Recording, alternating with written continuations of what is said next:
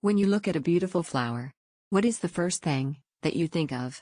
Do you admire its color, smell, shape, texture? Or do you question how this flower came to be? Asking questions such as the type of plant it is, the shape of the flower in relation to other similar plants, its chemical composition, and so on. Both views are equally valid. However, the enjoyment one gets from admiring the flower is very different to that obtained by analyzing the flower. People turn to science to find solutions and to find answers to many of life's mysteries. It is no wonder that modern science is defining our worldview when it comes to health, technology, environment, and astronomy. The scientific method is very effective in analyzing and defining repeatable observations, such as the boiling point of water, gravity, and so on. In fact, through science we can develop knowledge that allows us to influence the world around us.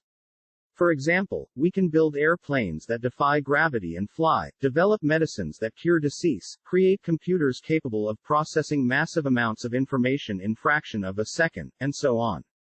It's no wonder why science has become the key cornerstone of modern society. While science has delivered expansive knowledge and led to great advancement in many fields, we must remember that science only works when the observation is measurable and repeatable.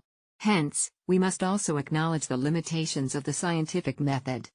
For example, science can tell us the chemical composition and nutritional value of an apple. However, science cannot tell us the amount of enjoyment one gets by eating the apple, or why Johnny likes apples, while his twin brother, Andrew, dislikes apples. This is a personal choice that is not defined by scientific measures. When presented with complex data, that is data with no obvious pattern, and is random in nature. Science deals with this complexity by first excluding some of the data, based on key assumptions, in order to reduce the information. Then key assumptions are made in order to fit the selected data into a mathematical model.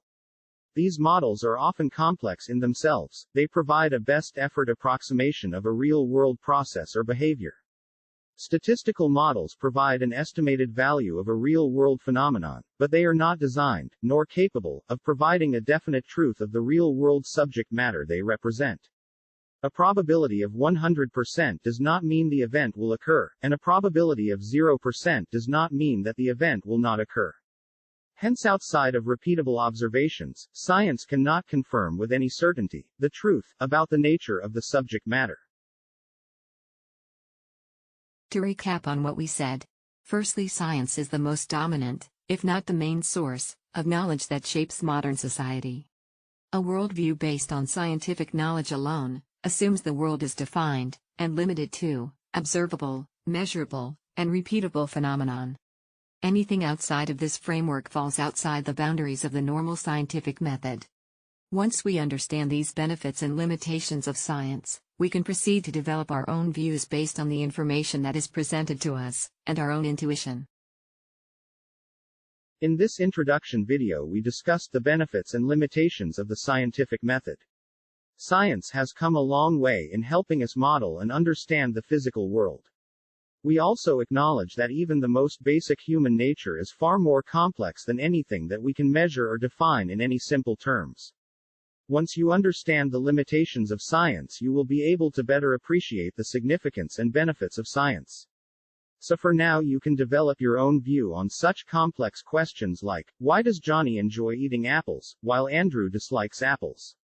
If you found this video helpful, please click the like button. If you would like to be notified of our follow-up videos, please subscribe to our channel. Thank you for watching.